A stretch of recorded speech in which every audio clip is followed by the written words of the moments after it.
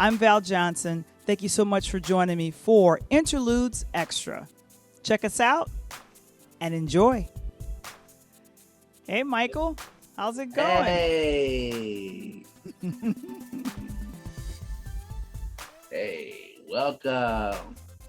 This is Interludes Extra Talk on Tuesday with Valarie Johnson. And here we are, repping it. Still, a couple days in, repping the Bears because they won.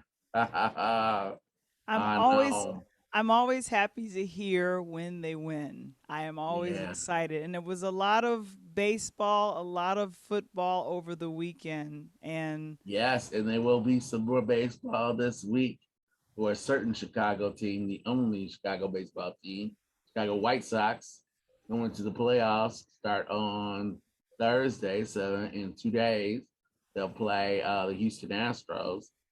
They got a good record against the Houston Astros. Last time the Chicago White Sox played the Houston Astros, that was in the World Series in 2005, and they swept them on their way to their World Series victory. So I don't think that's going to happen this time. I think it's going to be a tough battle between both. They might win one. The Astros might win one. White Sox coming. They're coming strong. I got a good feeling about the team. You know, if the pitching is ready, White Sox can win. White Sox definitely can win. They have every right to be there. They're not a fluke. It's not like last year where they kind of snuck into the playoffs. This is also the first time in the history of the club that they had gone to two consecutive playoff appearances. So this is a legit team. And you got a Hall of Fame manager, and they're ready to win. They're built to win. Yeah. So myself and Michael were both biased. You know, no diss to any other ball club. We're just but it's excited. also true. They're built to win. They're built to win.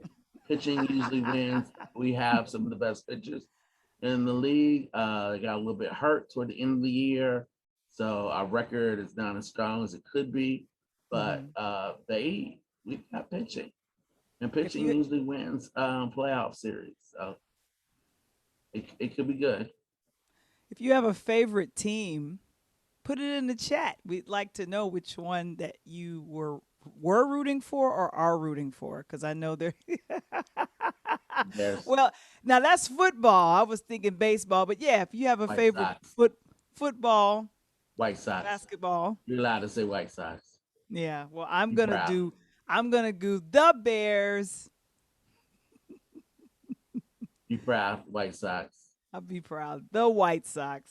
Yeah, they're good. They are great. You know. This weird thing happened on yesterday.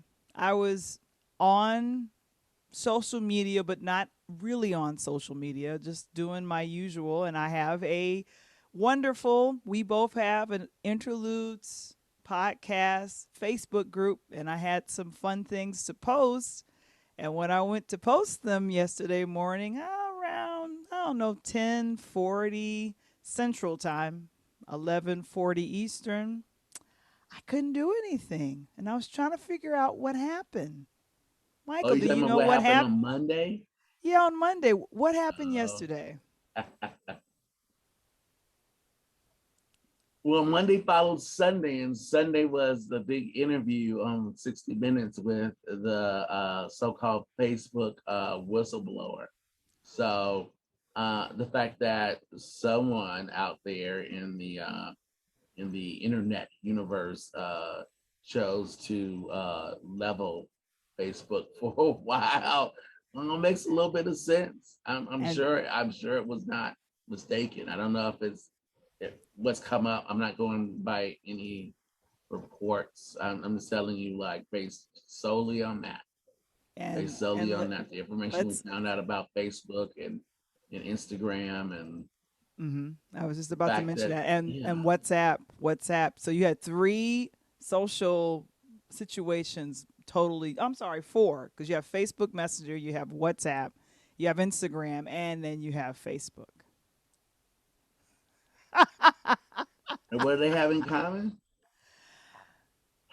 Mark Zuckerberg?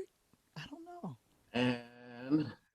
And apparently disregard for how they affect their users. Yeah. If you Especially believe our the young ones, our young ones, mm, our young users. if you believe what was said about it, then yeah, I mean, there's something to worry about. And as someone who works with and around young people, it's disturbing. It was disturbing when the first report came out, the Wall Street Journal, about 2 weeks ago, and it continues to be. And the fact that now you follow up with 60 Minutes, and then follow it up with a congressional testimony, it doesn't make it any easier. It doesn't make it Yeah. any better. I believe that Facebook is clocking millions of dollars from ads as well as sponsors for what when they put things on their platform. And let me give you the young lady's name who was a whistleblower, Frances Hagen, and she's a former project person there at Facebook. And she said that they chose profit over helping young people, and they chose it, and for their own interests. They were only interested in making the profit, and it didn't matter about the content or anything. And unfortunately, January 6th, the insurrection, a lot of that was galvanized on social media. A lot of those things happened, unfortunately, on Facebook with our former president being, his Twitter situation being taken away. They had to galvanize some kind of way. But it's kind of sad that, um, we use Facebook for business. I know I do, but it disturbs me that you're not looking at the cries of parents and others that say, hey, we need to pull things back and really take a look. Body images on Instagram, how you're able to manipulate the skin and make someone look skinnier, and that's not really how they look. And Yeah. and so it just kind Right. of And in that area, the all that. damage specifically seems to specifically target young girls, young teenage girls. Mm-hmm. I want to get to Tweens and here's the teens. quote. This is as reported by Variety, but Variety is simply reporting what the whistleblower said to 60 Minutes, which Right. aired over the weekend. Mm-hmm. Quote, this is Hagen. When we live in an information environment that is full of angry, hateful, polarizing content. It erodes Wow. our civic trust. It erodes our faith in each other. It erodes our ability to want to take care for each other. The version of Facebook that exists today is tearing our societies apart and causing ethnic violence around the world. So she was brought in as part of a project that was supposed to combat that, was supposed to Mm-hmm. safeguard it, as you mentioned, for leading into and after the election. Right. At some point, they disbanded the part of the project that she was in and told her that her job was no longer necessary because they had chosen profit over the public good, Mm-hmm. and that's frightening. There's no real check and balance for Facebook. You have a bunch of governments like our own, and they can try to intervene, but there's only so much that they can do.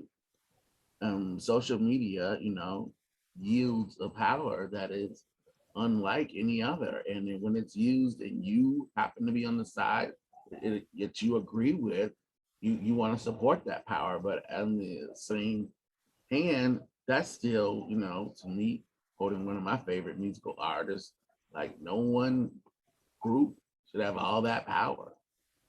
Um, Ah, I don't yeah. agree with him, but there is a lawsuit that is interesting that's made by our former president that was elected in 2016 and eventually did leave office around 2020. Not willingly. Right, not willingly. Well, here's the thing that I think is interesting. He is suing Twitter, saying that he has a right to be on there their platform. Now, their platform is a private business and allows people to use it in the public. But you don't have to pay to be in Twitter. I You mean, you don't. don't give them money. It is in a way, it is open to most of the public. And at Mm-hmm. this point, he is barred from it because of his history in using that platform. Should he Yeah. be? I mean, I think it raises an interesting question. What Yeah. is this?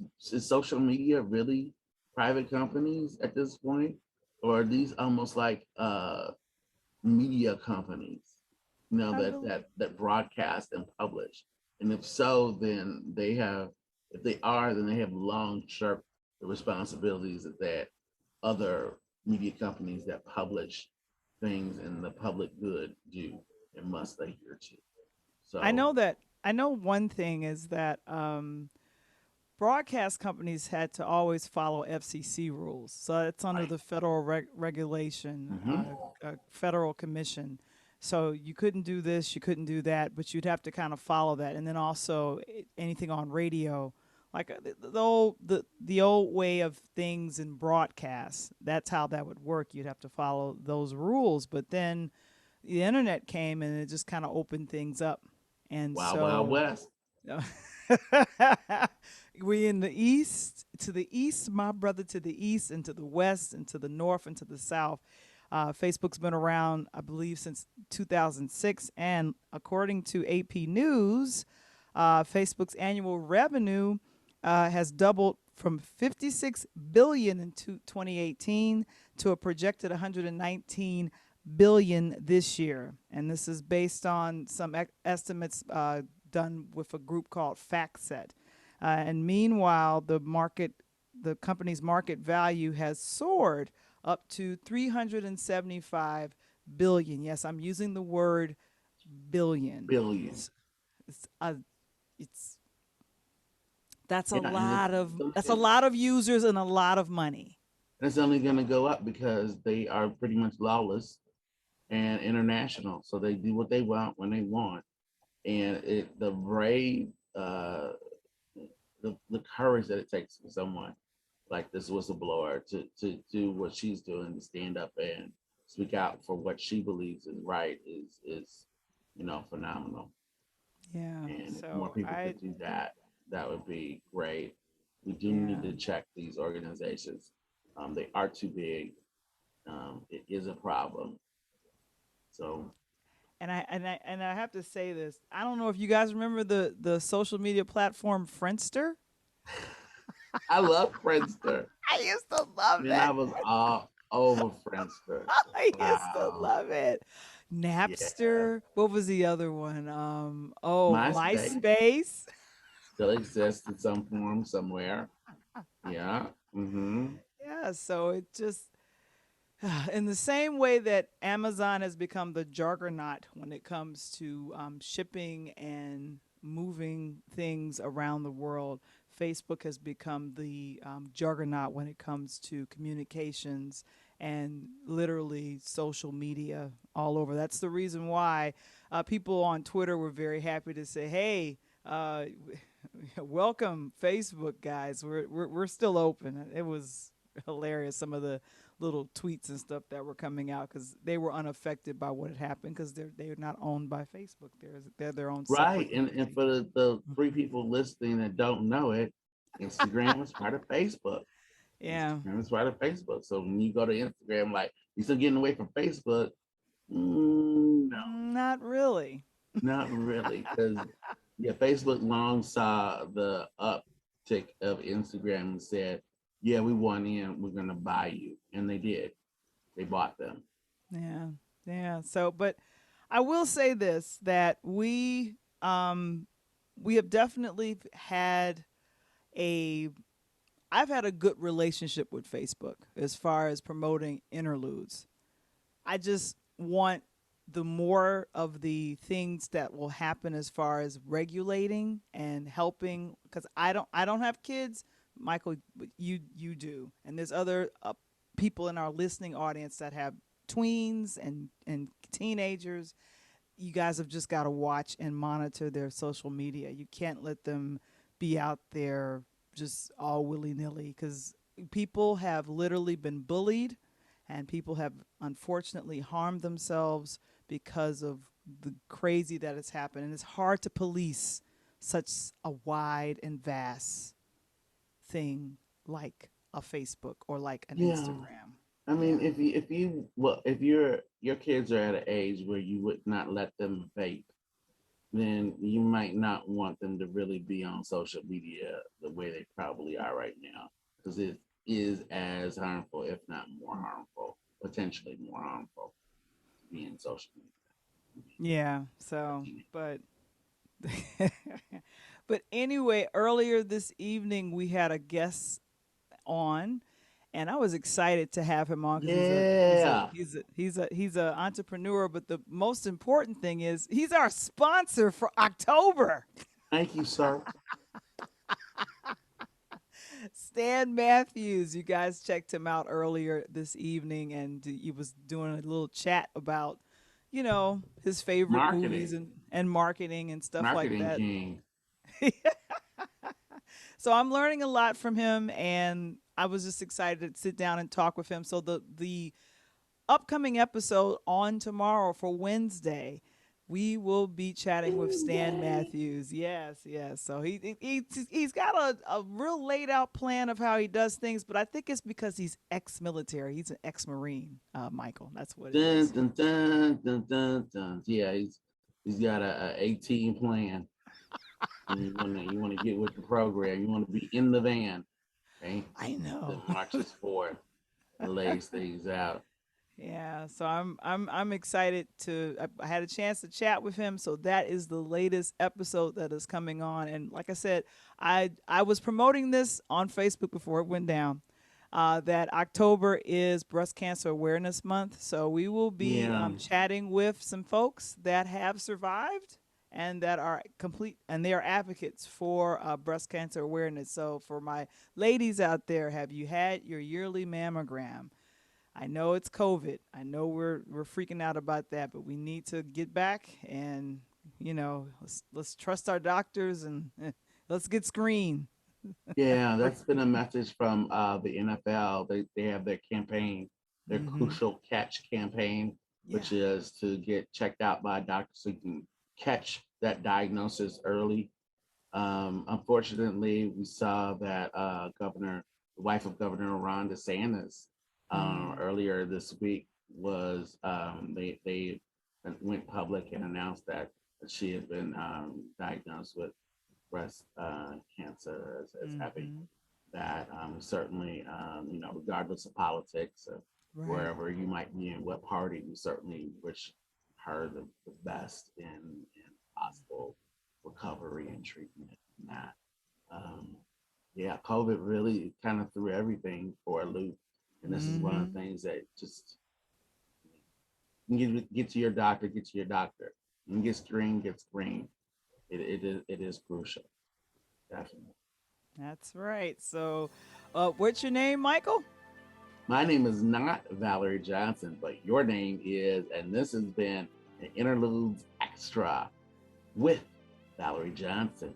Check out the podcast. Learn something about marketing. I know. Guys, have a great evening. Thanks for joining us. All right.